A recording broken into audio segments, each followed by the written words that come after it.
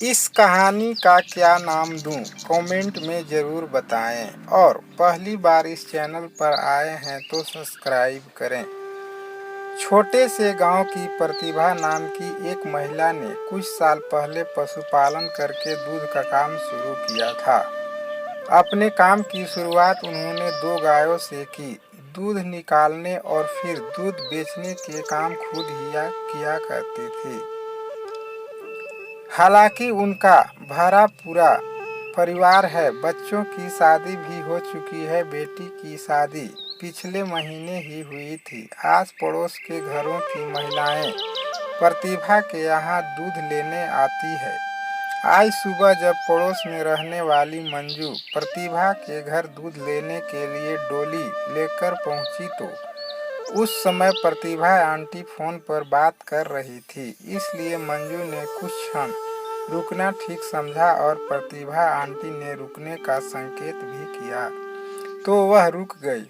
प्रतिभा aunty की बातें पास ही बैठी मंजू के कान में भी पड़ रही थी। वह अपनी उस बेटी से बात कर रही थी जिसकी शादी पिछले महीने ही हुई थी। वह कह रही थी, देखो बेटी, मायके की याद आती है ठीक है, लेकिन वह घर अब तुम्हारा है।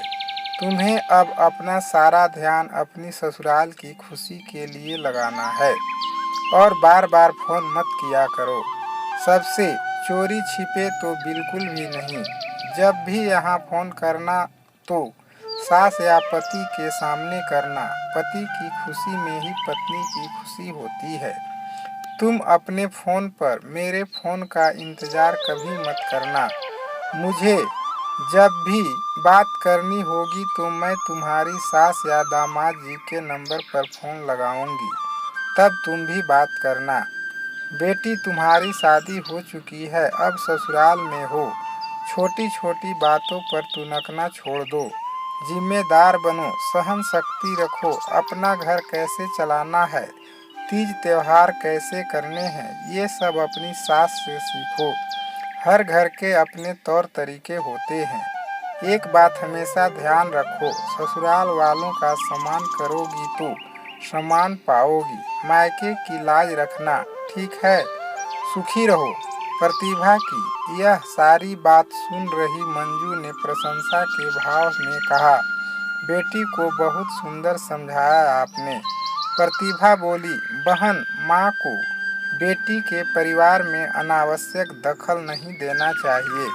उन्हें अपने घर की बातों को भी बिना मतलब इधर उधर नहीं करना चाहिए।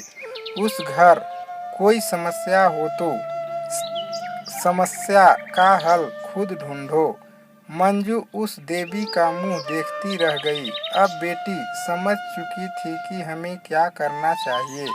अब उसने सास को माँ और ससुर को पिता मानने लगी और हर छोटी बड़ी बातों में उन लोगों से सलाह लेने लगी।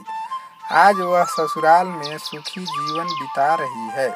इसलिए बेटी के बारे में सभी माँ को इसी तरह से सोचना चाहिए ताकि बेटी अपने घर को खुद का घर समझे और उसके घर में खुशहाली आए। ऐसे ही प्रेरणादायक कहानियाँ प्रतिदिन सुनने के लिए इस चैनल को सब्सक्राइब करें। धन्यवाद।